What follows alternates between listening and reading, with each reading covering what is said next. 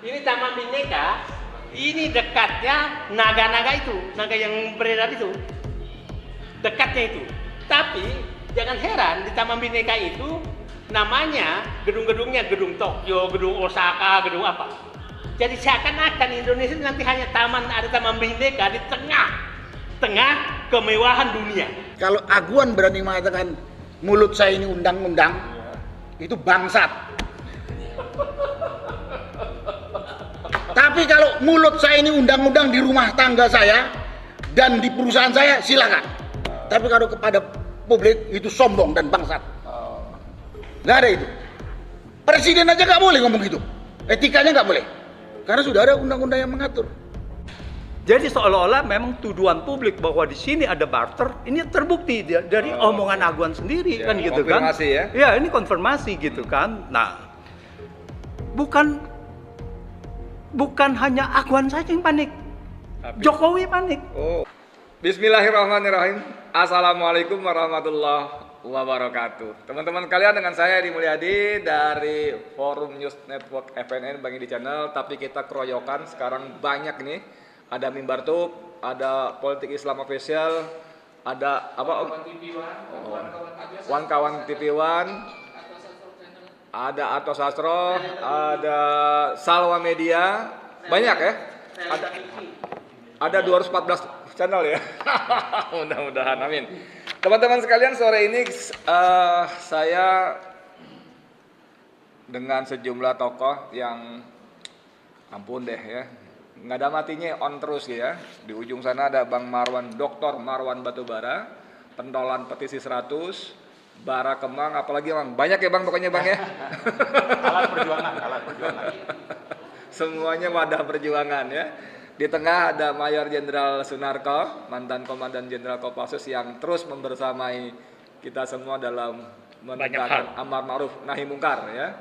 Dan sebelah kiri saya ada manusia merdeka, Said Didu, Sekretaris Kementerian BUMN periode kapan, Bang?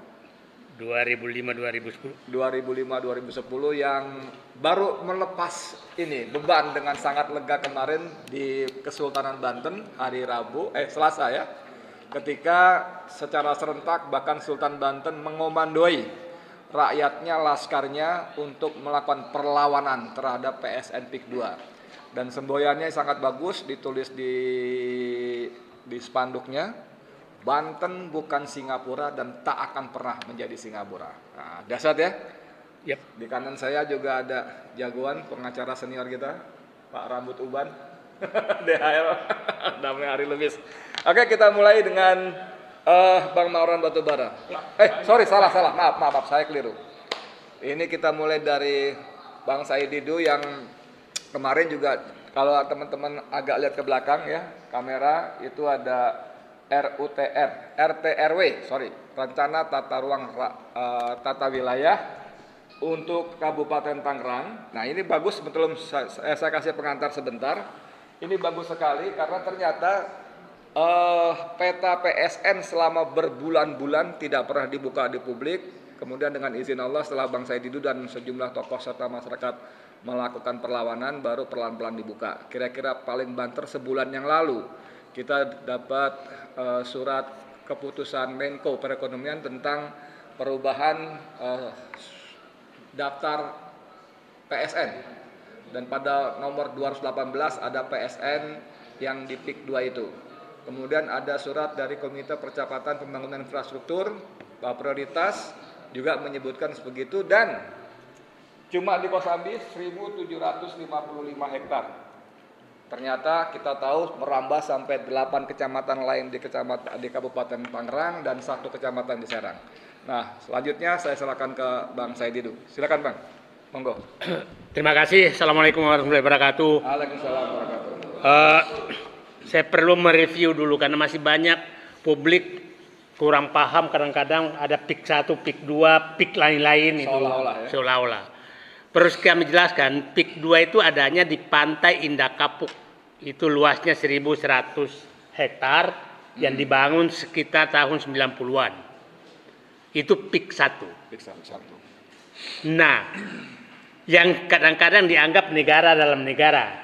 yang Ya. pernah timbul isu pernah dulu tidak boleh bendera merah putih di sana. Di jembatannya. Di jembatannya yang pernah dulu ada wartawan diusir karena mau mendekati Pantai Indah Kapuk Ya. 1.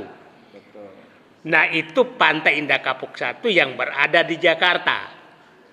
Yang publik serang ini terus seakan-akan Pantai Indah Kapuk 2 ini di Jakarta juga. Ya termasuk saya tadinya pikir gitu. Padahal Pantai Indah Kapuk 2 itu adalah awalnya itu sebenarnya Pantai Indah Kosambi. Karena di samping Kapuk, Kecamatan Kapuk, Jakarta berbatasan dengan Kecamatan Kosambi, Tangerang. Ya. Sehingga disebutkan Pantai Indah Kosambi sebenarnya. Nah, tahu-tahu muncullah yang lain-lain. Nah, ini perlu saya jelaskan bahwa sepertinya memang ada skenario perselingkuhan terhadap proyek PIK 2. Karena kita lihat terbuka di wawancara Tempo kan menyatakan bahwa Aguan pemilik PIK 2 itu menyatakan bahwa dapat perintah untuk membangun fasilitas di IKN. Nah, orang menduga terus status PSN PIK 2 itu sebagai apa? Karena ujuk-ujuk muncul. Ujuk-ujuk muncul itu diumumkan 30 Maret oleh Menko Perekonomian setelah menghadap Presiden. Presiden menyatakan menyetujui menambah PSN termasuk PIK 2 dan BSD. Nah, kita tahu semua bahwa pemilik PIK 2 dan BSD adalah orang yang diminta membangun di IKN. Ya kan diminta oleh membangun di IKN. Nah, diperintah. Nah, jadi kalau ada pihak menyatakan sangat tidak salah kalau kita menduga bahwa itu adalah hadiah. Karena kenapa hadiah? Karena SK tentang PSN PIK 2 itu baru keluar 15 Mei dari Menko Perekonomian. 15 Mei berarti 1 bulan setengah. Ya kan? Maret 30 Maret sampai 15 Mei 1 bulan setengah baru keluar SK-nya. Tapi diumumkannya 2 hari setelah pengumuman pemenang Presiden Republik Indonesia Prabowo Subianto. Saya nganggap wakil presiden nggak menang, jadi nggak usah disebutkan. Nah, baru 4 Juni, pada saat itu saya sebagai orang yang paham di birokrasi, ini batasnya di mana PSN PIK 2 ini? Karena pada saat itu Pak Warawan, BSD disebutkan kecamatannya di mana batasnya dan luasnya 52 hektar, jelas. PIK 2 tidak dijelaskan batasnya di mana. Nah, setelah itu saya ke lokasi. Ini bulan Mei saya itu. 2 Mei saya pertama ke lokasi. Loh, kok sudah dipasang semua pelang PIK 2? Nanti saya jelaskan di peta pelang PIK 2 yang awalnya itu bukan PIK 2. Setelah diumumkan PIK 2 diubah menjadi PIK 2 sampai ke Tanara Serang. Nah, pertanyaan saya muncul, ini ada apa di balik ini? Apakah, dua pertanyaan saya, apakah ini termasuk semua PSN nih? Seluruh 9 kecamatan ini gitu kan? Itu kan pertanyaan saya muncul. Tapi dengan memasang pelang semua yang awalnya bukan PIK 2 sebagai wilayah PIK 2 dan terjadi pembangunan pada penggusuran masif setelah pengumuman itu, nah saya sudah menduga berarti pengembang PIK 2 ini memanfaatkan nama PSN untuk mengakui bahwa seluruh wilayah ini adalah PSN. Karena dia ganti pelangnya. Dan seluruh aparat di bawah juga tahunya itu adalah PSN. Sehingga seakan-akan nggak punya kewenangan lagi untuk mengatur. Nah, baru November, nanti saya jelaskan, November, bayangkan, mulai Maret ke November, baru ada pernyataan pertama dari pemerintah bahwa PSN itu hanya di wilayah 1.755 hektar. Baru November oleh Menteri ATR BPN. Oke. Nah, perlu saya jelaskan di sini karena Menteri ATR BPN itu hanya menyatakan 1.705 hektar. Iya, 55. 55. Enggak, 1.705. Nusuran 705. Ya, perlu saya jelaskan, ya kenapa berkurang 200 karena ada jalan arteri. Jalan arteri 200 sekian hektar. Jadi tidak ada salah. Jadi jangan sampai publik Beda 50 beda 50 hektar, bukan, beda 200 hektar. 705 mau 55. 5 ya. Hah? 50. Ya, nah, ada jalan arteri. Nah, sekarang artinya terus setelah itu keluarlah pernyataan dari wakil ketua DPD bahwa PSN itu hanya di wilayah 1.355 hektar yang disebutkan nanti saya jelaskan. Yoris, ketua DPD. Nah, muncul juga pernyataan dari sekretaris perusahaan dari Agus Dayu. Oh, ya, ya ada. Dan menyatakan bahwa memang itu hanya di wilayah tersebut. Nah, yang perlu kita cermati bahwa saya punya keyakinan, memang punya keinginan bahwa ini harus diakui sebagai PSN semua. Begini, pada saat iklan pertama, sebelum keluar PSN, itu kan menyatakan luas PIK 2 itu 2.000-an hektar, 1.000 sekian hektar. Habis itu dia naikkan menjadi 6.000 hektar. Itu iklan videonya. Itu yang videonya ada. Ada 4 matra di sana. Nah, video yang alat-alat alutista itulah. Video iklan alutistanya Pak Narko ini. Antara lain. Nah, setelah itu ada pernyataan bahwa akan berkembang menjadi 35.000 hektar pada saat ada summit ekonomi apa itu yang dihadiri oleh. Nah, itu pernyataan resmi dari Agung Sedayu. Artinya memang ada niatan bahwa akan berkembang. Jadi adalah sangat tidak salah pernyataan saya dulu bahwa kalau ini dibiarkan maka bisa mencapai 100.000 hektar dan lebih luas dari Singapura. Ya. Karena dari pernyataan mereka saja mulai 2.000 naik ke 6.000, 6.800 naik ke 35.000. Oke. Nah, November keluar. Nah, sekarang dugaan saya dulu bahwa kemungkinan kalau dia akui semua bahwa wilayah ini adalah PIK 2 semua, artinya benar-benar Banten habis. Tapi ternyata dia hanya mengakui bahwa PSN itu hanya di 1.775 hektar. Oke, saya ingin menjelaskan ke publik supaya paham di mana sih sebenarnya PSN itu. Kamera ya, tolong ya. Oke. Zoom ya. Ini rencana tata ruang wilayah Kabupaten Tangerang 2011-2031. Ya. Artinya belum ada perubahan sampai sekarang. Oke, kita lihat wilayah-wilayah Tangerang, ini Jakarta sini ya. Ini PIK 1 nih. Ya. PIK 1 sini. Ya. Ini PIK 2 nih, Usandi. Ini Teluk Naga.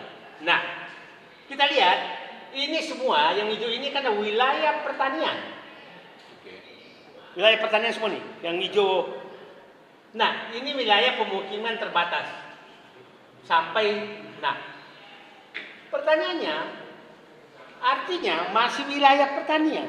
Wilayah pertanian itu tidak boleh diubah sebelum ada perubahan rencana tata ruang. Saya ingin jelaskan, untuk membebaskan lahan ke publik, ke rakyat, itu kita harus memiliki satu rencana tata ruang wilayah.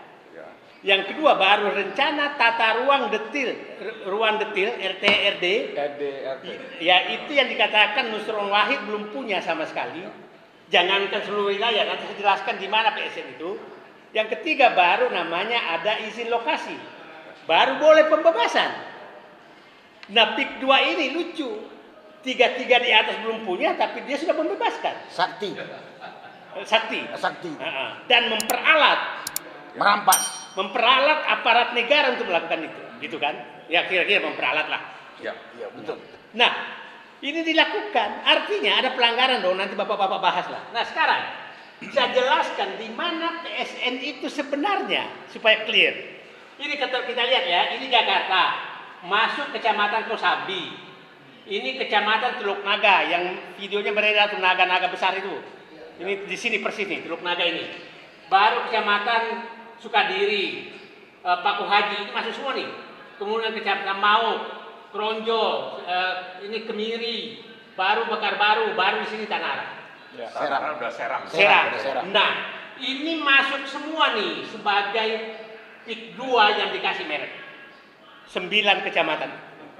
Oke? Nah, di mana anehnya? Ternyata keputusan pemerintah yang dimaksud PSN itu hanya satu ini A ini D, ini wilayah yang wilayah reklamasi ini yang akan dijadikan sebagai ini adalah sirkuit internasional ini. Ini yang masuk PSN, yang ini pulau reklamasi. Ya, dekatnya batas PIK 2 dan PIK 1 supaya seluruh Indonesia paham.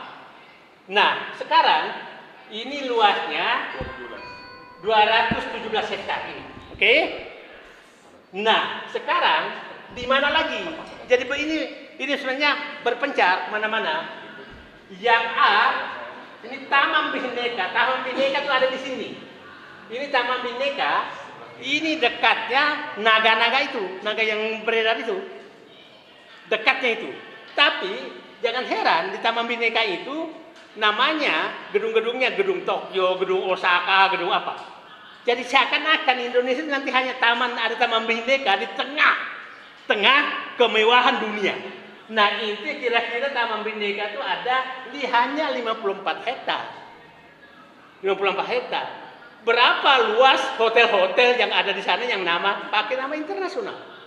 Terbayang nggak oleh kita Taman Bhinneka dikelilingi oleh nama-nama itu? Oke? Supaya Pak pahami ini A, ini di sini nih. Nah, di Teluk Naga perbatasan dengan Kecamatan Pakuai. Sekarang setelah itu ini B1, B2 ini adalah golf dan kebun binatang. Ini lapangan golf dijadikan proyek strategis nasional ini di sekitar Desa Kohot ini, Kecamatan Pakuhai. Ini samping Sungai Cisadane bagi yang paham. Nah, ini laut ya. Nah, ini adalah lapangan golf internasional. Nah, setelah itu ada kebun binatang ini di sini. Safari Zoo. Nah, Safari Zoo Taman Safari lah. Kira-kira. Nah, sekarang di mana lagi? Dan lagi D tadi sirkuit. E ini adalah Nah, ini ada di sini. Mana tadi? Di atas. Bukan ini nih. Ini D, ini C. C ini wisata mangrove. Ini Sungai Tahang nih, dekat-dekat Sungai Tahang nih. Tapi sudah ada hutannya. Nah, ini ada hutan mangrove. Ya, ini Sungai Tahang yang dikenal jalan pipa Pertamina. Ini memang mangrove di sini. Mangrove ini. Terus baru terakhir adalah di daerah Kronjo ini ekowisata itu 687 hektar ini nih, yang biru nih. Nah, artinya PSN itu hanya wilayah-wilayah ini menyebar dan itu wilayah ya, benar yang dikatakan Pak Nusron Wahid ada 1.500 hutan lindung, betul. Mangrove ini hutan lindung dan lain-lain. Nah, sekarang pertanyaan jalan arteri 234 hektar. Ternyata bayangkan jalan arteri dijadikan sebagai proyek strategis nasional. Nah, saya nggak tahu yang jalan arteri apakah jalan tol yang dibangun sekarang atau jalan arteri. Tapi yang tertulis di SK-nya jalan arteri. Nah, sekarang kenapa yang PSN hanya ini? Kenapa yang dibebaskan di sini? Atas nama PSN PIK 2. PSK lagi. Nah, Anda bisa bayangkan hanya di sini 1.250 hektar, tapi dia bebaskan kasih pelang semua seluruh kecamatan di sini menjadi PSN, termasuk Tanara. Nah, publik bisa paham bagaimana perselingkuhan hukum hampir terjadi di negeri ini dan hampir Banten habis karena perselingkuhan hukum. Nah, ini perlu publik pahami karena supaya clear betul oleh kita di mana perselingkuhan itu terjadi. Sangat jelas bahwa PSN itu hanya titik-titik tertentu. Tapi kenapa membebaskan area? Pertanyaannya sekarang apa landasan hukum PIK 2 dan seluruh aparat melakukan pembebasan, penggusuran, pengurukan terhadap tanah rakyat. Yang saya katakan tadi, bahwa kalau melakukan penggusuran, itu harusnya punya izin lokasi dong. Izin lokasi lahir dari RUTDR, RRD. RUTRD lahir RUTW wilayah. RUTW-nya aja belum ada, kok udah melakukan penggusuran dan pengurukan. Nah, jadi saya hanya ingin menyarankan kepada seluruh publik Indonesia, siapa tahu hal seperti ini sudah terjadi di seluruh Indonesia. Ya, sangat mungkin. Di Jakarta aja dilakukan, apalagi di Kalimantan sana. Yang jauh. Sumatera sana, Aceh sana. Nah, ini perlu kita advokasi semua ke bawah. Jadi agenda kita bukanlah PIK 2. Agenda kita adalah Seluruh Indonesia. agar Indonesia tidak diambil alih oligarki dengan perselingkuhan hukum bekerja sama dengan penguasa. Karena ini terjadi pasti kerjasama dengan penguasa. Nggak mungkin nggak. Bagaimana semua aparat itu ikut mendukung program ini padahal tidak ada landasan hukumnya. Yang paling menarik kan di Tangerang itu kan ditempel kantor pembebasan lahan PT Kuku Mandiri Lestari didukung oleh Abdesi. Pertanyaan saya, dasar hukum apa Abdesi mendukung? Karena ini bukan program pemerintah. Yang jelas-jelas sudah diakui oleh pejabat pemerintah dan pengembang bahwa PSN hanya berada di lokasi-lokasi ini. Jadi semua pembebasan di luar lokasi itu bukanlah PSN dan itu proyek pemerintah swasta. Artinya, karena lahan ini lahan negara sebagai besar, maka sebenarnya tidak ada pembebasan lahan 1 meter pun atas nama PSN. Kecuali mungkin yang tadi adalah golf course sama safari zoo. Mungkin itu ada pembebasan lahan. Di luar itu tidak ada. Jadi saya berharap seluruh masyarakat yang dibebaskan atau akan dibebaskan harus menggunakan haknya. Kami tidak mau dibebaskan sebelum lengkap RUTW, RUTR, rencana tata ruang detail, izin lokasi, dan terjadi mekanisme pasar. Tidak boleh sama sekali ada pemaksaan. Itu saya pikir peta ini harus kita edarkan seluruh Indonesia supaya publik paham bahwa hampir terjadi perselingkuhan hukum yang sengaja ditutupi. Bukan hampir terjadi, sudah terjadi. Nah, ini sengaja ditutupi oleh mereka agar tidak ketahuan dan tangan Allah lah sehingga kita masih bisa mendapatkannya. Terima kasih. Assalamualaikum warahmatullahi wabarakatuh. Iya, terima kasih banyak Bang Marwan. Tukar tempat. Sini. Sini.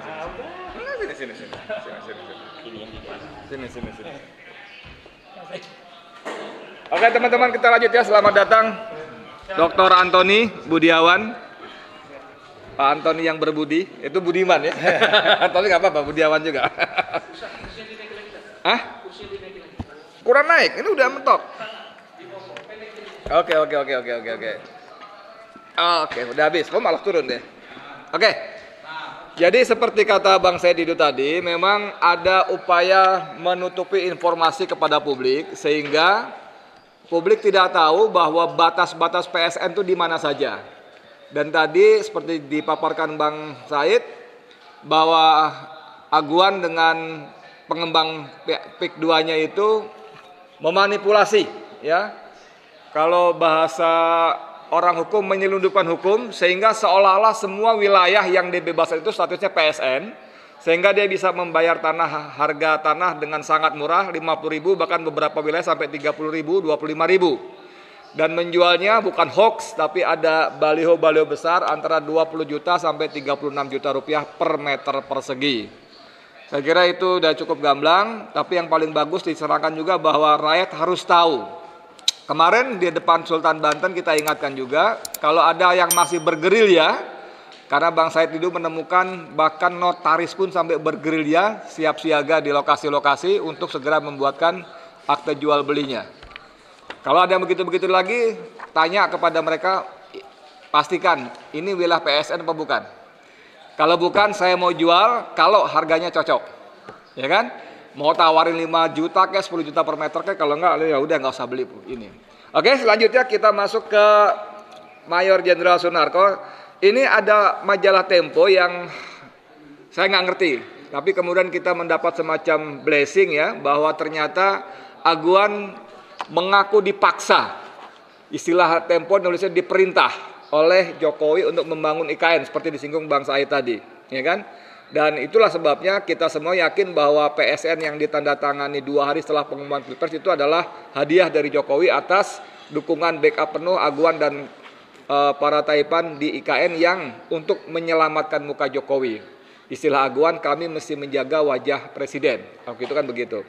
Nah, kemudian di pengantar yang menarik, Pak Mayor Jenderal Sunarko, itu Tempo menulis Aguan meninggalkan kantor di PIK 2 pukul 17.55 dengan ini Pak, dengan mengendarai Range Rover warna hitam berplat nomor Mabes TNI. Lalu di belakangnya dikawal mobil patroli polisi. Nah, soal ini sebetulnya Bang Marwan Batubara sudah memberikan informasi kepada saya. Kapuspen TNI ya sudah memberikan penegasan bahwa tidak boleh kendaraan TNI dikendarai kecuali oleh personel TNI. Nah, sebagai jenderal yang pernah juga menduduki posisi-posisi penting dan strategis di TNI Angkatan Darat, mohon perkenan Mas Sunarko memberikan penjelasan. Monggo. Maaf. Terima kasih Pak Edi. Assalamualaikum warahmatullahi wabarakatuh. Satu pertanyaan tadi dari Pak Edi. Aguan menggunakan kendaraan dengan berplat dinas Mabes TNI. Terus terang saya katakan itu adalah ilegal, liar. Karena plat nomor kendaraan dinas itu hanya untuk kendaraan dinasnya TNI. Memang banyak terjadi yang menyalahgunakan ini. Tapi singkat saja katakan, kalau ada orang sipil atau non personil TNI menggunakan mobil, ya mobil apa ya? Bukan mobil dinas dengan plat dinas, itu liar, itu ilegal. Aturannya itu hanya dipakai oleh personil TNI. Bahkan drivernya itu juga SIM-nya harus SIM TNI. Jadi tidak boleh berplat dinas, drivernya itu SIM yang dari kepolisian, nggak boleh, itu pun melanggar hukum. Nah itu saya sampaikan, udah jelas kan? Jadi kalau ada orang sipil bukan tentara menggunakan mobil preman dengan plat dinas, apalagi yang setir itu kelihatan sekali. Ya dulu pernah terjadi wanita yang setir kan, ada kemudian terjadi lagi pakai celana pendek dia gunakan tertangkap, itu liar, itu ilegal. Jadi kalau dia dapat nomor itu pasti ada oknum. Ya mungkin buat orang-orang tertentu pakai plat nomor mobil TNI itu gagah gitu. Atau takut dia kalau ada sweeping atau ada razia, supaya menghindari itu dia pakai itu. Tapi sekali lagi itu liar dan ilegal. Itu yang saya tahu aturan waktu saya masih dinas, dan saya tahu itu masih berlaku sampai saat ini. Itu yang bisa saya jawab, Pak ini. Kemudian, ya. Jadi Pak Jenderal, ini kan sudah bukan rahasia lagi bahwa Aguan ini salah satu oligarki yang bahkan sekarang jadi ikon. Bahkan di debat terbuka pun dia mengatakan mulut saya adalah undang-undang. Ya, kemarin di Kesultanan Banten ada korbannya, ya ini sekaligus menepis nih. Kan dihembus-hembuskan oleh mereka bahwa Said Didu mengobarkan semangat rasialisme, ya, mempertentangkan antara Cina dan pribumi. Maksud saya WNI keturunan dengan pribumi. Ternyata kemarin hadir di acara Sampai Banten itu seorang WNI keturunan Chinese juga yang tanah dirampas, dia dipenjara dan sebagainya, dan itu karena perkasanya Aguan dengan aparat hukumnya. Nah, pertanyaan saya dalam konteks kendaraan tadi, biasanya pengusaha yang menggunakan mobil dinas aparat, entah TNI atau Polri itu satu saja. Entah kendaraan TNI saja atau polisi saja, kebanyakan polisi kebanyakan. Tapi pada titik Aguan dia bisa naik mobil TNI dan dikawal oleh Polri. Ini kan apa kita bisa terjemahkan sebagai pesan kepada publik, weh, gue udah kuasai nih dua institusi penting ini. Jangan macam-macam sama gue loh, mulut gue ada undang-undang. Monggo. Tadi sudah saya jawab, kendaraan Land Cruiser yang dipakai dengan nomor TNI itu liar dan ilegal. Rank over malahan. Tapi yang di belakang kendaraan berplat polisi atau kendaraan polisi? Yang dinaiki kendaraan TNI, Ya, yang awak kendaraan polisi. Ya. Dia berarti ini menunjuk kepada publik. Kalau dia bawa kendaraan polisi dikawal oleh polisi, memang saya tahu orang-orang tertentu ada yang meminta pengawalan kepada polisi. Ada. Kalau itu dia minta sesuai prosedur itu sah. Oh gitu. Kalau dia minta pengawalan kepada polisi, saya ini banyak musuh saya, tolong kawalkan. Saya banyak harta saya, tolong kawal saya. Dia ada undang-undang yang mengizinkan itu. Kalau polisi ya? Nah, kalau polisi, memang dia untuk pengamanan itu satu. Kemudian yang kedua, kalau Aguan berani mengatakan mulut saya ini undang-undang, itu bangsat. Tapi kalau mulut saya ini undang-undang di rumah tangga saya dan di perusahaan saya, silakan. Tapi kalau kepada publik itu sombong dan bangsat. Nggak ada itu. Presiden aja nggak boleh ngomong gitu. Etikanya nggak boleh. Karena sudah ada undang-undang yang mengatur. Jadi kalau mulut saya undang-undang kepada publik itu bangsat, bajingan. Tapi kalau di rumah tangga dia, mulut saya ini undang-undang di sini, ya, monggo silakan. Di perusahaan dia punya silakan. Tapi kalau dia di publik, presiden aja nggak boleh begitu. Ingat saya ini Raja Perancis itu, mulut saya undang-undang, besoknya berapa lama kemudian dia digantung, dipancung dia. Nah, itu yang berkaitan dengan undang-undang tadi itu. Kemudian saya mungkin menambahkan secara singkat apa yang dikatakan oleh Pak Said Didu tadi. Dari penjelasan Pak Said Didu tadi kita udah jelas, simple saja. Tadi Pak Said Didu rinci banget. Mungkin orang payah udah. Kalau saya cuma lihat skep Menko tentang penetapan PSN, situ ada PIK 2 dengan BSD. Kemudian ada surat dari Ketua Komite Percepatan Pembangunan Infrastruktur Prioritas. Di situ jelas yang disampaikan oleh Pak Said Didu tadi. Kalau dijumlahkan cuma 1.755 hektar yang tadi daerah bisa katakan. Dari 1.755 hektar itu yang harus dibebaskan dari rakyat juga nggak sampai ratusan karena yang lain memang tanah negara. Tapi faktanya sekarang dia udah ribuan menjarah ke 8 kecamatan di sebelah baratnya sampai di satu kecamatan Tanara Serang. Kalau kata Pak Said Didu tadi itu perselingkuhan hukum. Kalau istilah saya enggak perselingkuhan itu, penipuan publik. Pembohongan kepada publik, termasuk kepada negara.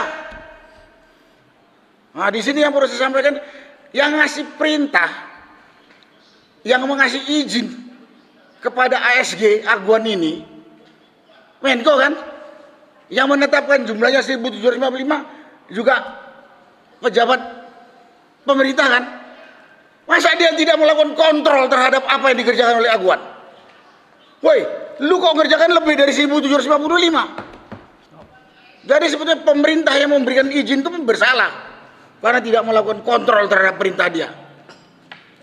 Sedang Aguannya udah jelas rakus dan menipu tadi saya katakan.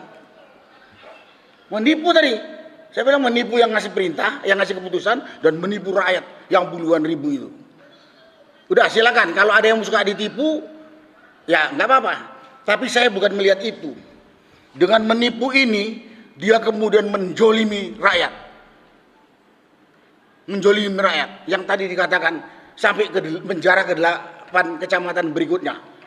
Ini PSN, kau jual harus, dan bekerja sama dengan aparat. Inilah pengkhianat nih, aparat desa atau abdesi, termasuk polisi. Kenapa saya katakan polisi? Saya pernah dapat laporan, dilaporin polisi Sungai dikeruk, udah terima aja. Terus saya dapat informasi, termasuk tadi dari rekamannya seorang pemilik lahan, kemudian dia etnis Tionghoa, Cina. Saya sama orang tua saya sudah 30 tahun di situ. 35 tahun. 35 tahun, punya sertifikat. Sertifikat saya digagalkan. Dan ini kerjasama antara aparat kepolisian dengan siapa? BPN. Inilah pengkhianat-pengkhianatnya, penindas rakyat. Banyak. Dan itu banyak. Saya dapat laporan pernah, ada seseorang habis menghadap Pak Said Didu ini, besoknya dipanggil sama polisi. Kau ngapain? Kau ngasih keterangan apa sama Said Didu? Nanti Bapak dipanggil juga. Di sebelahnya. Ini kan keterlaluan nih kan. Ini kan keterlaluan banget. Penindasan ini yang saya tidak mau. Jadi ini begitu kekuatan, mungkin kekuatan terus terang ya, kekuatan uangnya Aguan bisa mengkooptasi aparat desa sampai kecamatan, aparat keamanan dan instansi terkait. Ikut tunduk kok. Buktinya kemarin Pak Said Didu dilaporkan sama ketua ABSI Tangerang, dianggap memprovokasi. Yang diomongkan fakta ini. Dan ini yang jadi saya konsernya kepada penindasan dilakukan oleh pengusaha, didukung oleh penguasa. Yang jadi korban itu rakyat miskin, rakyat yang makan saja susah. Dan ini yang pengembang ini kan orang kaya ini. Apa enaknya jadi kaya hasil merampok orang miskin? Dan penguasa nggak ngeliat itu. Oke, saya tadi baru bilang polisi aparat desa sekarang. TNI pun saya salahkan itu. TNI itu nggak buta, nggak tuli, nggak tolol. Melihat seperti itu diam saja. Saya bekas prajurit TNI juga. Saya bekas komandan Kodim, saya bekas komandan Korem. Saya juga bekas Panglima Kodam. Saya tahu aparat saya itu. Kalau lihat polisi kan diingatkanlah baik-baik. Kalau lihat aparat yang ingatkanlah baik-baik. Di situ ada Babinsa. Saya belum dapat laporan yang Babinsa atau dan Ramil ikut-ikutan. Tapi dia pasti tahu. Kok diam saja?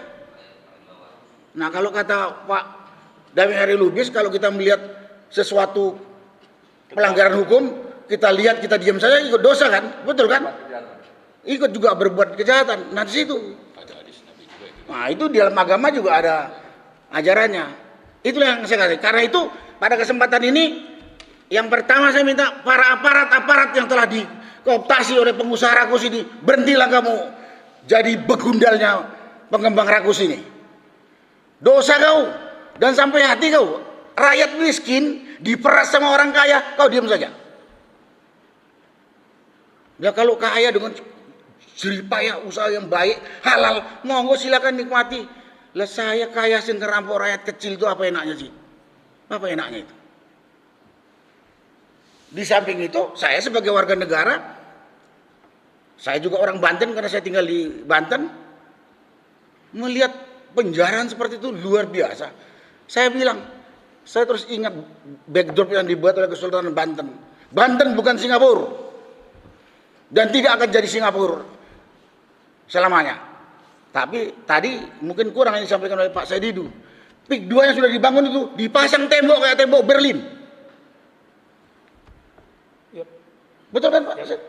Jadi PIK 2 yang sudah dibangun dipasang kayak tembok seperti tembok Berlin yang udah roboh itu. Sepanjang hampir 23 km katanya. Pikir saya kalau dibiarkan kita diem saja, mungkin yang 100.000 hektar itu dipagar juga kayak itu. Kalau terjadi. Mau jadi apa kita? PIK 2 itu saya udah katakan sekarang calon negara dalam negara. Sekarang belum, tapi calon negara dalam negara. Ngelihatnya dari pagar itu aja. Dan kesenjangan antara dalam pagar dan luar pagar kayak siang dengan malam. Kesenjangan kehidupan rakyatnya itu. Silakan lihat. Mau jadi apa negara kita? Dan yang terutama saya nuntutnya kepada pemerintah. Pemerintah itu harus menjaga kehidupan, memperhatikan kesejahteraan terus menjaga keadilan rakyat, bukan tambah senjang kehidupan seperti sekarang ini gitu.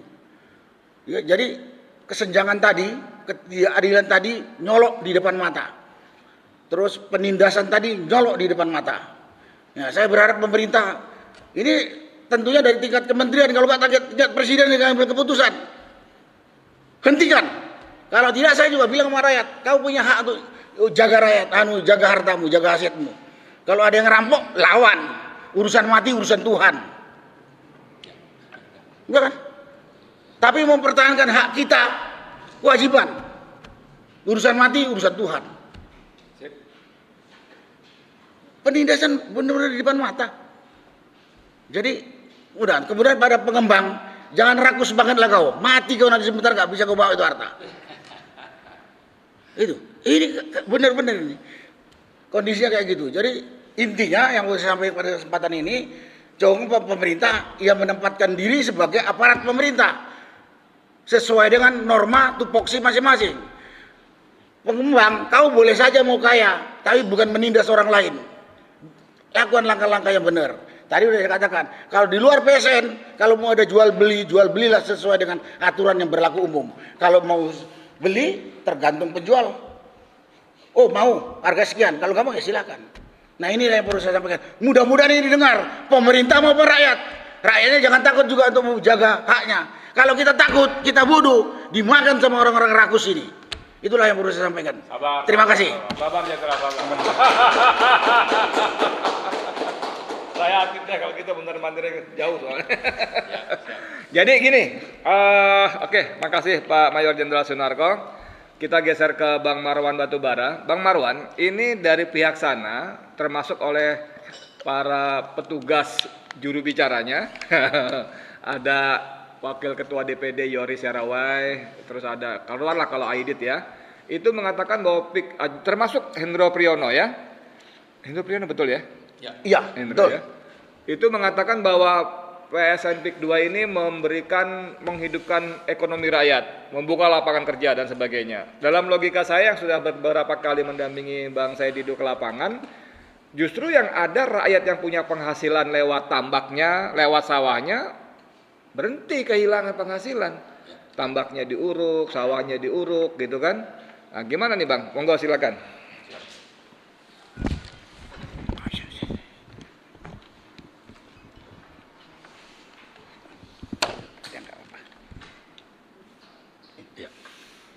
Ya, terima kasih Bang Edi. Assalamualaikum warahmatullahi wabarakatuh. Alhamdulillahirrahmanirrahim. Allahumma sholli ala Sayyidina Muhammad. Saya kira kalau soal gimana ya ini harus kita lawan gitu kan. Dan itu mereka terus menebar ancaman dan kebohongan. Kejahatan ingin ditutupi dengan kebohongan dan dilakukan oleh orang-orang yang punya jabatan tinggi atau bekas jenderal misalnya. Maka saya kira kita harus terus bersuara dan melawan ini karena faktanya memang ini adalah satu kesatuan. Ya, apakah itu di lingkup pengusahanya maupun di penguasanya. Termasuk yang namanya Yoris itu kan juga orang bekas pejabat di perusahaannya Aguan. Ya, Hendro juga samalah itu. Ini kan satu paket ini. Karena itu saya kira mereka harus kita counter dan kita dengan penjelasan Pak Said tadi sudah menjadi sangat yakin bahwa telah terjadi konspirasi kejahatan sistemik untuk menindas dan memiskinkan rakyat oleh aparat negara dan penegak hukum. Ya, ini yang melakukan. Dan itu fakta di lapangan sudah menunjukkan bahwa pengusaha ini misalnya menggunakan nama perusahaan Kukuh Mandiri Lestari. KML ini pemiliknya adalah Aguan 50% dan Salim 50%. Dan ini kan seolah-olah nama dari Aguan atau Pani itu disembunyikan. Yang beroperasi menindas dan memiskinkan rakyat itu ya si MKL ini, ya, KML, Kukuh Mandiri Lestari. Mereka lah yang beroperasi. Bagaimana melakukan pembebasan, padahal tadi urutannya itu adalah bahwa ada RT RW, ada RT RD, ada izin lokasi, baru ada yang namanya kegiatan pembebasan lahan. Nah, ini tidak terjadi dan ini bisa lancar dilakukan. Kenapa? Karena ada aparat negara dan aparat penegak hukum yang ikut mendukung bagaimana ini supaya lancar dilakukan. Tapi yang jadi korban itu rakyat, menjadi miskin, ditindas, asetnya dihargai murah, lalu lapangan pekerjaannya hilang, kemudian akar adat istiadatnya juga hilang, termasuk tadi yang sudah puluhan tahun tinggal di sana itu jadi tercerabut dari bagaimana mereka sebetulnya selama ini hidup. Dan itulah yang saya kira perlu terus kita suarakan. Dengan semakin ke belakang ini semakin banyak fakta bukti yang menunjukkan terjadi penindasan dan kejahatan sistemik oleh penguasa dan pengusaha yang kita sebut sebagai oligarki, maka ini harus terus kita lakukan perlawanan. Tidak boleh berhenti, tidak boleh kendor. Nah, bagaimana arogannya aguan ini misalnya? Saya sedikit mundur ke soal penggunaan mobil tentara TNI. Ya, saya kira aguan sudah menunjukkan diri berada di atas lembaga yang namanya TNI. Ada panglimanya di sana, atau presiden kita itu kan TNI. Masa lembaga TNI yang begitu terhormat, ya punya fungsi untuk pertahanan negara itu dilecehkan oleh aguan? Masa yang namanya panglima itu harus mencari-cari alasan untuk menjustifikasi arogansi ini? Atau masa yang namanya Presiden Jenderal Prabowo mendiamkan saja kelakuan yang arogan ini? Saya kira ini tidak bisa dibiarkan. Nah, saya kira Prabowo harus menunjukkan bahwa dia benar-benar prajurit TNI, prajurit Sabta Marga, dan tidak mau lembaga yang menghasilkan dirinya sebagai jenderal itu dilecehkan oleh aguan. Itu satu hal. Tapi hal lain yang lebih penting adalah bahwa semuanya ada di bawah genggaman aguan, termasuk tadi yang namanya Hendro atau Yoris. Maka saya kira Prabowo itu sangat penting untuk segera membersihkan orang-orang yang ada di kabinetnya, yang bisa saja disusupkan atau bagian dari aguan untuk supaya PIK 2 PSN ini tetap berlanjut. Yang harusnya dengan kejahatan yang sudah semakin terbukti ke belakang ini harus segera dihentikan. Yang namanya status PSN itu harus segera dicabut. Ya, bisa saja dengan menawarkan proyek 3 juta rumah yang datang dari Marwarar, tapi ini adalah dari aguan. Ya kan, bisa saja bahwa yang namanya Prabowo merasa wah ini adalah sesuatu yang mendukung, padahal bisa saja ini adalah perangkap untuk supaya aguan ini bisa tetap melanjutkan proyek PSN P2-nya. Termasuk juga yang namanya Nusron. Nusron bilang akan bisa diselesaikan. Yang tadi Pak Said bilang itu yang namanya RT-RD. Ya kan, akan melakukan rapat koordinasi lintas kementerian. Dari LH, dari Kehutanan, ya, dari Kementerian Keuangan mungkin yang relevan juga. Untuk dengan begitu akhirnya status tadi diperoleh. Padahal harusnya urutannya kan jelas. Harus ada izin lokasi dulu, baru boleh ada pembebasan lahan. Tapi yang dilakukan itu sudah melanggar dan harusnya ada sanksi. Dan harus dihentikan dulu. Bukan seperti yang ditawarkan oleh Nusron untuk nanti akan diselesaikan. Nah, menteri ini juga perlu nih hati-hati Prabowo. Karena ini berada di bawah lingkungan Golkar. Golkar itu ada siapa? Ada Erlangga yang menerbitkan Permenko nomor 6 2024 sebagai payung hukum untuk PSN, PIK 2 dan 13 PSN lain yang milik swasta. Jadi karena itu saya kira kita akan terus bersuara di samping membangkitkan kesadaran dan perlawanan rakyat. Kita juga mengingatkan Prabowo untuk menegakkan hukum, berada di garis depan, dan jangan sampai terkecoh oleh menteri-menteri yang disusupkan atau merupakan bagian dari aguan untuk tetap mempertahankan PSN PIK 2. Nah, saya juga ingin menghimbau kita semua bahwa tanggal 13 Desember yang akan datang, hari Jumat, sekitar jam 13.30, kita akan melakukan aksi di depan kantor Airlangga. Ya, teman-teman Ormas dari Banten itu akan ikut berpartisipasi, termasuk juga dari APP TNI, ya, teman-teman alumni dari UI, dari ITB, dan dari mahasiswa akan hadir untuk menuntut supaya status PSN PIK 2 itu segera dicabut.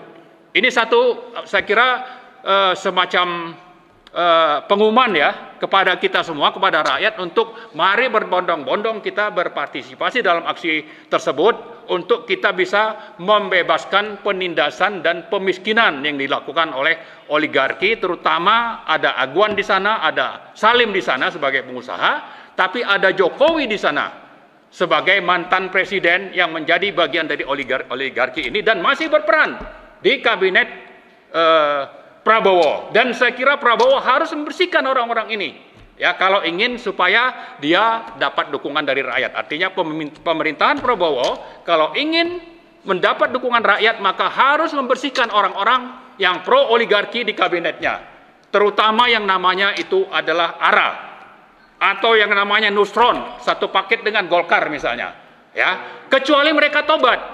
Termasuk juga di DPR, partai-partai itu harus berani bersuara, jangan diam saja dan jangan mau terus menjadi korban cengkraman atau penyanderaan oleh Jokowi.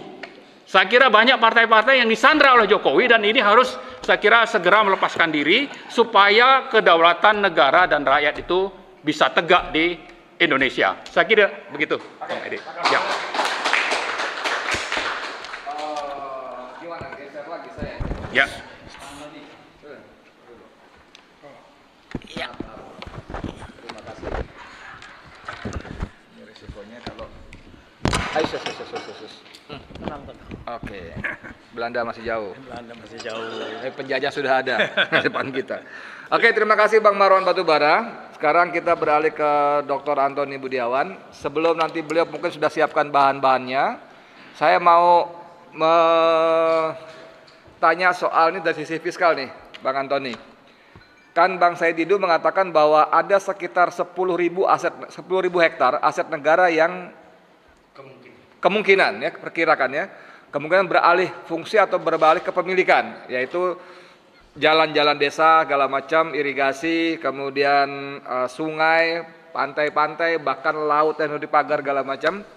Nah, pertanyaannya kan itu kan harusnya dibayar. Ya, pertama, kalau dibayar berapa nilainya? Siapa yang terima?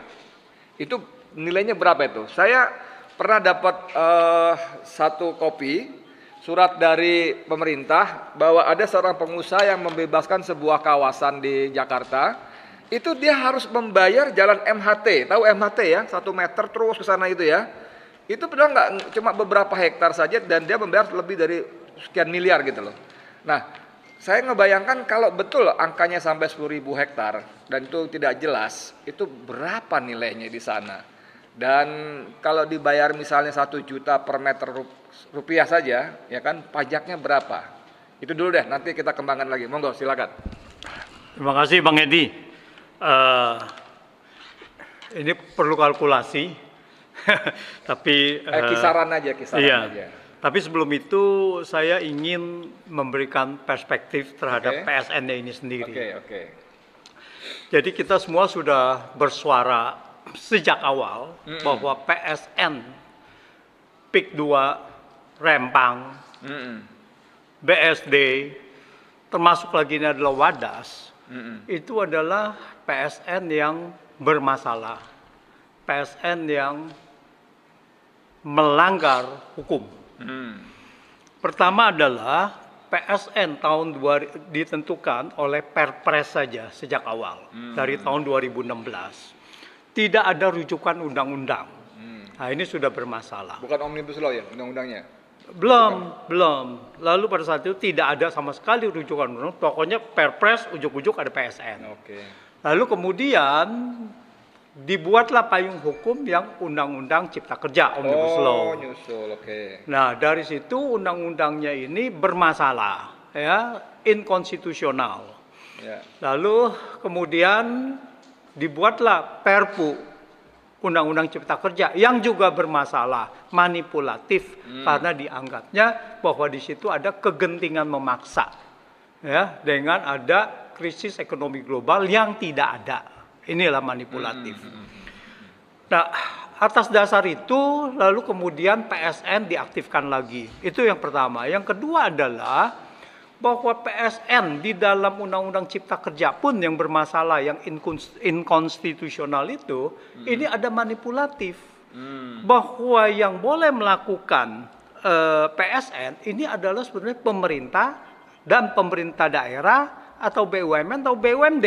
Oh, Jadi swasta, seharusnya adalah tidak boleh swasta Oke. untuk melaksanakan PSN itu gitu. Tapi kemudian itu di dalam Perpresnya itu adalah manipulatif gitu. Ya, Undang-undangnya sendiri manipulatif gitu ya. Contohnya manipulatif apa? Salah satu bahwa kalau untuk kepentingan umum maka harus diadakan yang namanya kajian akademis atau apapun Ya. gitu. Nah, ini tidak ada. Jadi untuk kepentingan umum diadakan, tetapi untuk PSN itu dilewati saja Prosesnya tadi ya. prasyarat itu gitu. Prasyarat itu dilewati saja. Itu pertama. Jadi dalam hukum ini sudah manipulatif sekali. Lalu kedua, kita tahu bahwa PSN ini ternyata adalah diusulkan oleh Kementerian Pariwisata dan Kreatif. Jadi Kemenparkraf. Waktu itu masih Sandi ya. Masih Sandi. Itu kalau nggak yang diusulkan di situ, dan di situ adalah 1.750 sekitar gitu ya, 55 hektar gitu.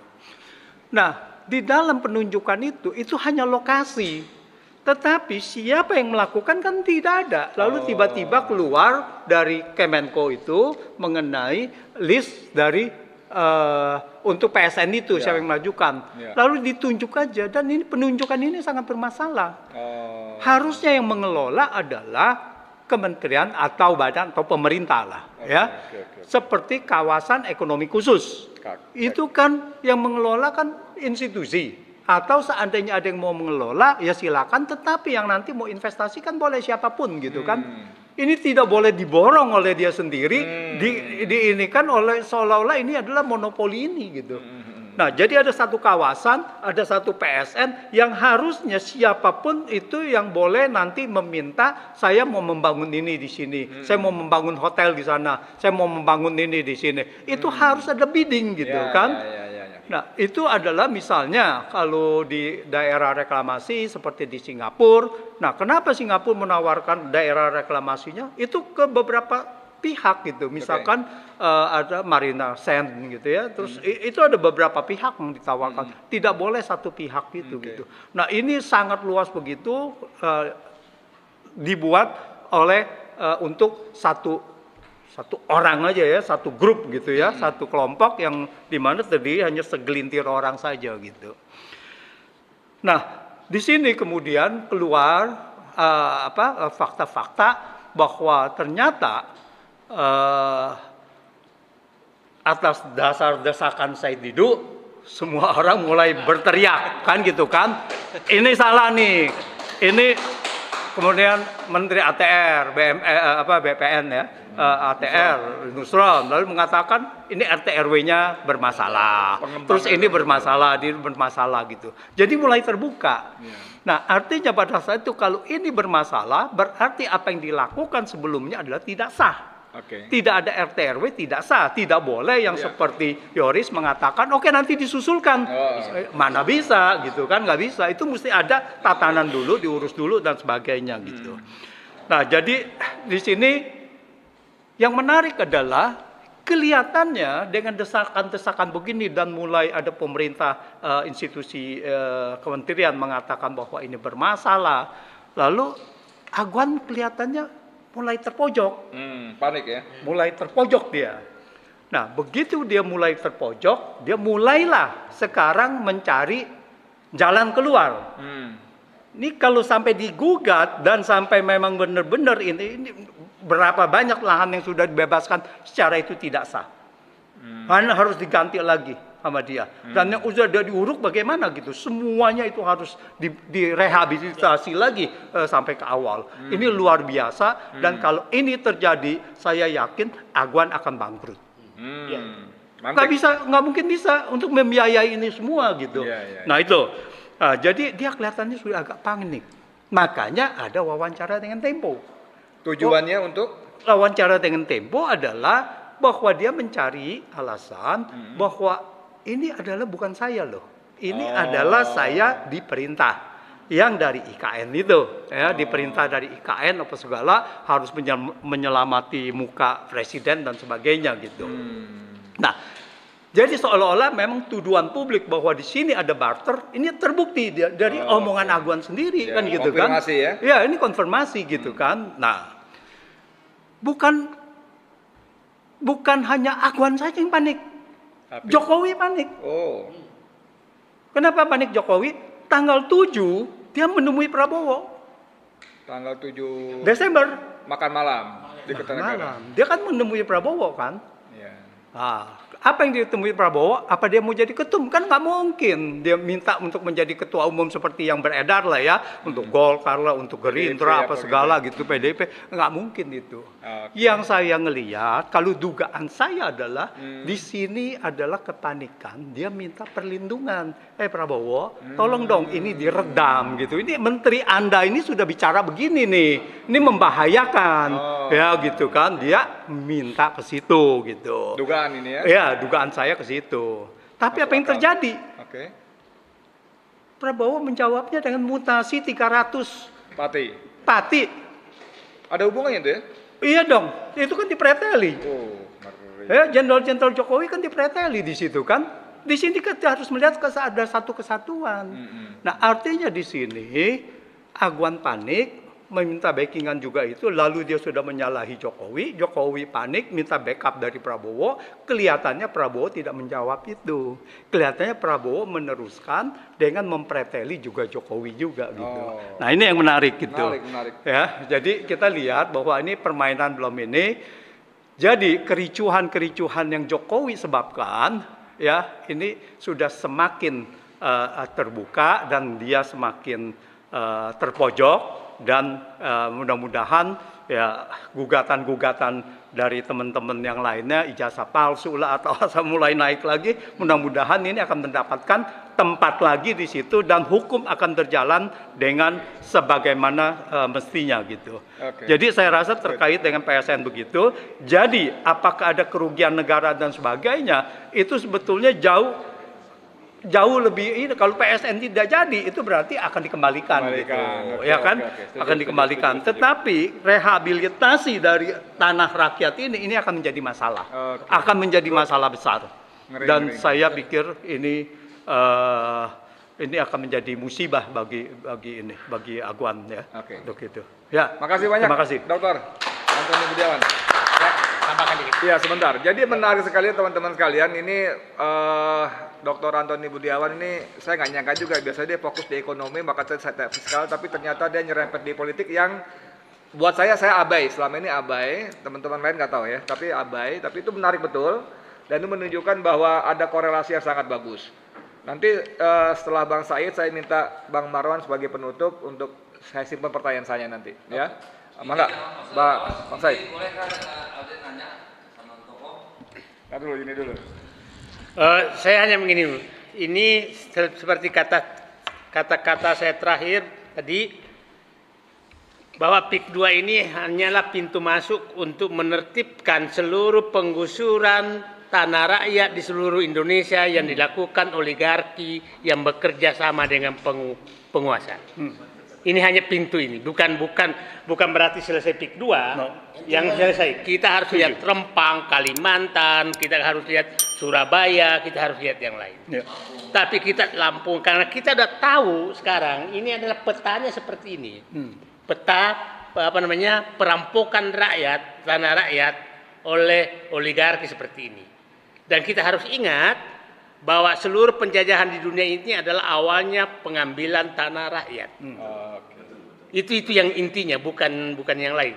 Nah, tidak ada penjajahan yang bukan diawali oleh pengambilan tanah rakyat.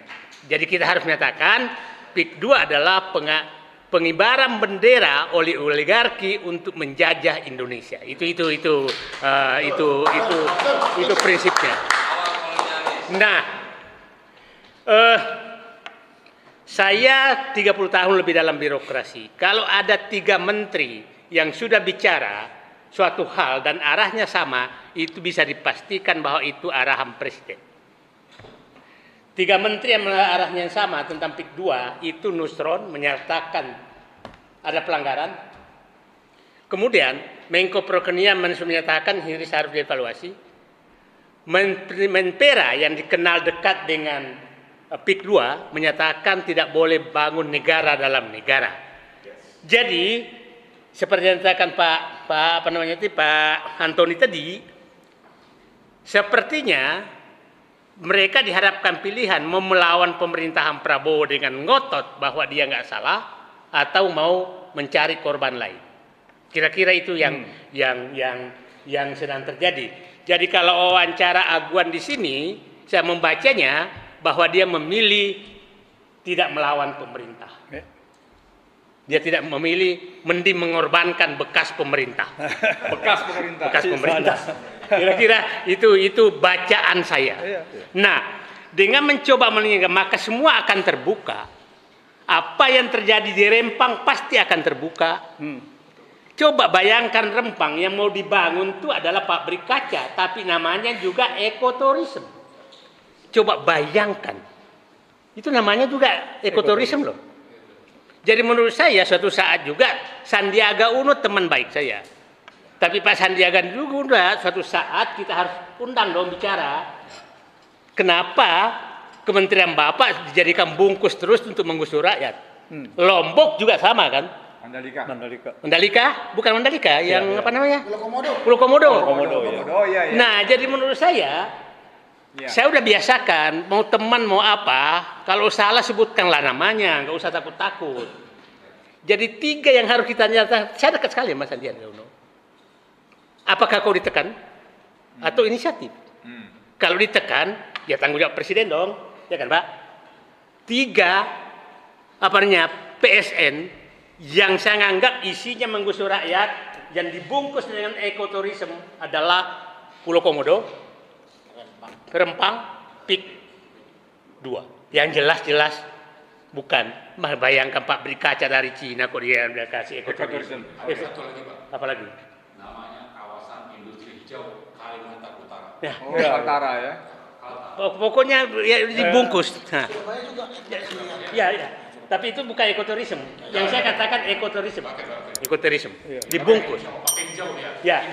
Nah, jadi mari kita menyatakan bahwa pengusutan terhadap penyelundupan hukum di PIK 2 adalah dalam rangka menyelamatkan negara Indonesia dari penjajahan yang dimulai oleh namanya bungkus PSN. Itu yang harus ada di kepala kita. Nah, bagaimana mengawali itu? Saya bilang begini.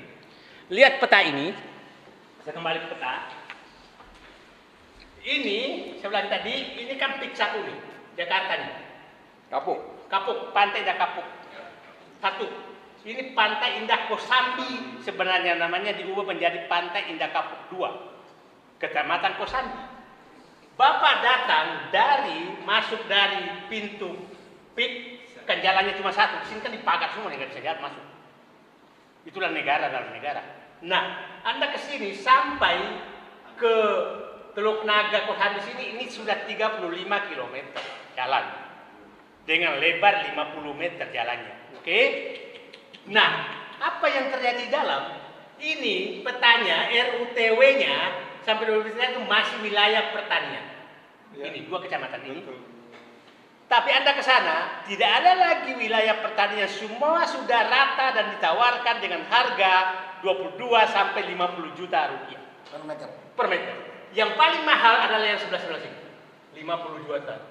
pinggir-pinggir sungai dan pinggir. Belinya cuma 50.000. Belinya.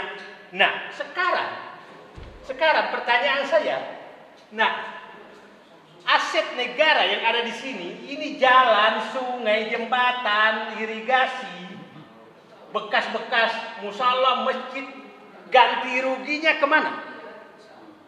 Kan udah rata nih 2 kecamatan. Udah rata semua. Nah, kita yang berpengalaman, saya 38 beroperasi, mau menggeser tiang listrik saja satu, itu harus ganti dulu ke PLN. Kita mau menggeser 1 meter irigasi, kita harus ke PU ganti ruginya, dan harus ada buktinya bahwa sudah diganti rugi. Dan ganti ruginya berapa? Dan itu ada bukti penyetoran kebendaharaan negara. Jadi paling gampang mengungkap ini Pak Marwan, ahli-ahli hukum nanti, audit dulu aset negara berupa sungai, bantaran sungai, irigasi, jalan, kemudian pantai, laut, semua itu irigasi itu dikumpulkan semua, dan itu ganti ruginya siapa yang terima dan disetor kemana dan berapa. Kalau itu tidak terjadi, tidak ada, maka seluruh pejabat yang bertanggung jawab itu harus masuk penjara karena sudah menjual, melepaskan aset negara. Nah, itu saja dulu dilakukan, apalagi kampung-kampung ini. Nah, terhadap wilayah-wilayah yang saya jelaskan tadi tidak masuk PSN, saya ulangi tadi, PSN kan hanya ini D, C, A, B, C, ini hanya titik-titik nih sampai di sini. Nah, sementara pembebasan sudah terjadi di sini, itu harus diusut karena tidak punya landasan hukum sama sekali untuk melakukan penggusuran rakyat dan karena RUTW-nya masih wilayah pertanian. Jadi terhadap sawah-sawah tambak yang sudah diuruk karena melanggar RUTW, maka dia harus kembalikan kepada fungsinya. Ngeri. Ya, karena melanggar undang-undang. Saya insinyur, bekas ketua umum Persatuan Insinyur Indonesia, tapi saya tidak bodoh hukum, jadi kira-kira begitu. Tapi tidak pintar juga. Nah, jadi itu saja menurut saya agenda, bapak-bapak semua. Sekali lagi saya ulangi, cara kita menyelesaikan ini adalah cara untuk menyelesaikan masalah ini di seluruh Indonesia, agar tidak lagi terjadi perampokan atau penjajahan diawali oleh perampokan oligarki. Saya ulangi, penjajahan Indonesia yang diawali oleh perampokan oleh oligarki bekerja sama dengan penguasa. Terima kasih, itu saja. Ya, oke, terima kasih banyak. Oke, teman-teman sekalian, saya ngasih Bang Marwan karena sepertinya bahwa semua perjuangan kita ini tanda kutip tidak perlu dilakukan atau menjadi sangat mudah kalau ada sikap tegas pemerintah, dalam hal ini presiden, ya kan? Walaupun tadi gambaran yang diceritakan Bang Antoni dan Bang Said itu sangat seru ya, kalau dia harus mereklamasi, merehabilitasi segala macam akan membuat aguan bangkrut.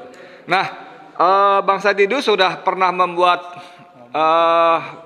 semacam pernyataan berterima kasih kepada Presiden Prabowo Subianto karena telah menugaskan 3 menterinya untuk cawe-cawe dibilang ini, yang menurut beliau tadi kalau 3 menteri ngomong senada berarti arahan perintah dari Presiden.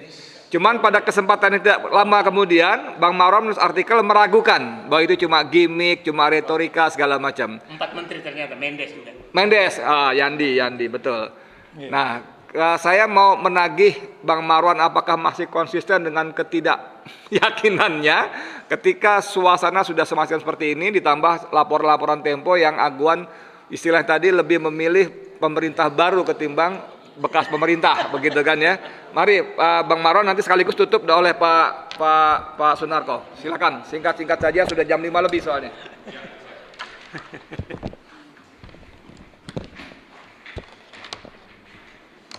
Ya, Bang Edi, saya kira saya masih konsisten sepanjang belum ada sikap yang utuh dan tegas dari pemerintah. Ya, kalau misalnya Nusron sudah menawarkan untuk diselesaikan setelah ada rapat interkementerian misalnya, itu kan artinya Ini kan suara Nusron ini bisa kalau memang itu perintah Prabowo, ini bisa juga diartikan sebagai suaranya suaranya Prabowo gitu untuk ada kompromi. Nah, maka saya tetap menyatakan ya kita kan bisa banyak ini, bisa saja ini memang strategi Pak Said itu saya kira bukan tidak tulus lah bilang begitu ya. Itu kan cuma basa-basi ya. Kita masih samalah sikapnya bahwa ini harus tuntas, buktikan dengan keputusan di lapangan yang bisa diterima oleh rakyat, oleh publik dan sesuai dengan hukum yang berlaku. Nah, satu hal yang perlu kita catat adalah bahwa kenapa sampai aguan itu berani muncul dan apa yang dimuat di Tempo, ini kan sesuatu yang coba untuk mencari-cari alasan lolos dari jerat hukum sambil mencari-cari kambing hitam. Salah satu disebutkan bahwa ini ada mafia karena ada proyek, mafia bergerak, ya kan? Padahal yang membebaskan lahan itu ya perusahaannya dia juga gitu. Kuku, Mandiri, Lestari. KLM itu tadi saya sebutkan pemilik sahamnya Aguan dan Salim 50-50. Mafianya ya dia gitu. Jadi jangan bilang bahwa ada mafia sehingga dia bisa bersih dari gugatan kita di awal bahwa dia adalah penjahatnya. Yang harus kita minta pertanggungjawaban bahwa kerugian rakyat itu bukan cuma lahan atau rumah atau mata pencaharian, tapi juga secara moral ini harus ada kompensasi. Ya, jadi karena itu lebih lanjut juga adalah bahwa bukan saja kita tuntut dari Prabowo sikap yang tegas, salah satu tunjukkanlah bahwa lewat Airlangga terbitkan pembatalan PSN PIK 2 misalnya. Rempang itu begitu bergejolak diterbitkan Permenko nomor 3 2023 bulan Agustus, bulan September karena status PSN itu sudah tidak ada lagi perlawanan rakyat di Rempang.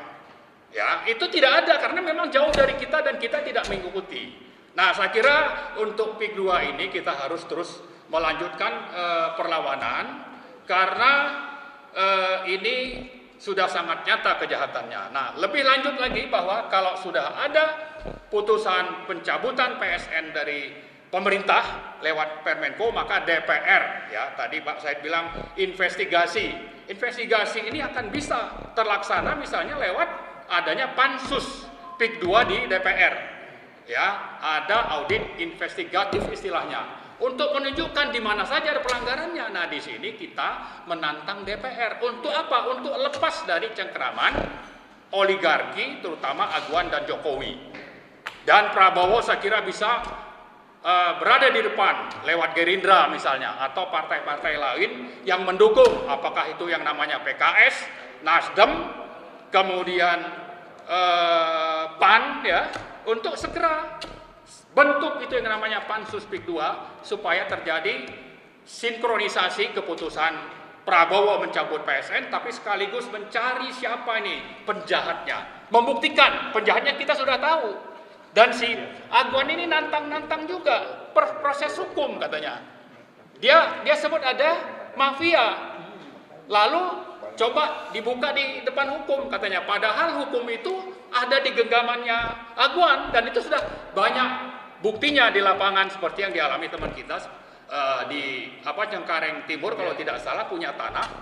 Itu dia yang punya tanah tapi surat bisa dimanipulasi, malah dia yang masuk penjara yang namanya Pak Budi Harjo. Itu sudah faktual. Jadi kalau nantang untuk ada proses hukum oleh Aguan, sebetulnya itu sesuatu yang dia berani lakukan itu karena semuanya ada di bawah genggamannya Aguan. Jadi tadi saya ingatkan lagi, TNI aja dia kenapa berani pakai mobil TNI? Untuk menunjukkan bahwa saya ini lebih kuat dibanding yang namanya negara tadi atau dibanding namanya TNI.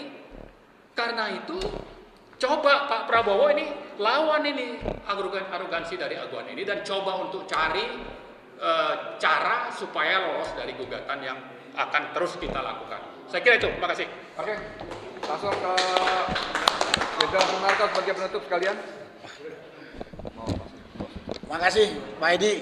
Kalau saya diminta penutup, saya cuman pada kesempatan ini saya mengimbau kepada pengusaha dan penguasa atau oligark yang selama ini menjolimi lahan tanah Banten. Hentikan semua kegiatan dan aktivitas penggusuran. Hentikan. Sambil menunggu keputusan pemerintah mau diapakan. Yang kedua, kepada rakyat pemilik lahan, jagalah lahan saudara-saudara. Gak usah takut dengan kelompok-kelompok preman ini. Itu kampung halaman kita. Yang namanya preman itu bukan hanya preman yang preman ya. Aparat keamanan yang jadi backingnya oligarki ini juga preman itu. Aparat abdesi yang kemudian menjolimi rakyat itu preman juga itu. Gak usah takut dengan mereka. Tapi rakyat juga harus kompak, bersatu. Rakyat harus kompak dan bersatu. Dan kita ini mendukung. Dan kepada bapak-bapak ibu sekalian, kami ini bukan kurang kerjaan. Tapi karena peduli lihat ada penindasan di depan mata. Saya ingat nasihatnya Ustadz Edi Mulyadi. Kau lihat ada penistaan depan mata, kau diam aja, dosa kamu katanya. Jadi setua ini pun saya ngomong terpaksa. Jadi terpaksa kita ngomong gitu. Dan juga ini kenapa? Karena perwakilan kita di legislatif diem saja. Baik DPRD kabupaten, DPRD provinsi, ya juga di pusat. Kita baru diterima oleh DPD RI Banten. Betul kan? Yang lain belum pernah kita diterima. Ya terpaksalah kita yang bersuara. Kita bersuara. Itulah yang bisa saya sampaikan. Rakyat juga jangan diam saja, tetap bersatu dan jaga aset. Itu kewajiban kita. Mudah-mudahan ini didengar, rakyat dengar, mulai bersatu, nggak bodoh, nggak takut, dan penindas ini juga mulai sadar. Banyak-banyak harta nggak bisa kau bawa juga. Kalau yang non muslim paling jas saja yang paling berharga. Kalau yang muslim cuma kain putih aja dibawa ke kuburan itu. Kumpul harta banyak-banyak, bingung nanti. Malah yang hidup rebutan nanti. Oke. Itulah yang bisa saya sampaikan. Terima kasih. Wassalamualaikum warahmatullahi wabarakatuh. Waalaikumsalam warahmatullahi wabarakatuh. Jadi saya kira teman-teman sudah jam 5:10. Terima kasih banyak atas perhatiannya kepada para narasumber. Selamat datang kepada Om Medi. Yang punya rumah. Para narasumber, Bang Marwan, Jenderal Sunarko, Bang Saididu, dan Bang Antoni. Terima kasih banyak. Saya kira akhirnya ada beberapa pesan penting, yaitu tadi kalau kata Bang Saididu, kalau soal aset negara di sini mulai diaudit, itu akan sangat bermasalah. Kemudian kalau nanti terbukti bahwa terjadi banyak pelanggaran, maka Aguan harus merehabilitasi dan mengembalikan fungsinya. Tadi Bang Said menunjukkan di kecamatan itu masih banyak, saya berdiri lagi deh. Kembalikan. Banyak yang hijau ya. Ini pertanian dan semua sudah berubah. Ini kalau dia punya kewajiban mengembalikan fungsinya, kata beliau bisa bangkrut. Tapi di luar itu ketika Nusron Wahid mengatakan Presiden akan mengkaji ulang dengan 4 parameter. Parameter pertama adalah mendukung ketahanan pangan, maka ini sudah bubar semuanya. Bubar semua. Ya, boro-boro ketahanan pangan, justru yang ada sumber-sumber pangannya ditutup semua. Saya kira demikian obrolan sore kita, mudah-mudahan bermanfaat. Saya Edi Mulyadi untuk FNN untuk Indonesia lebih baik. Assalamualaikum warahmatullahi wabarakatuh.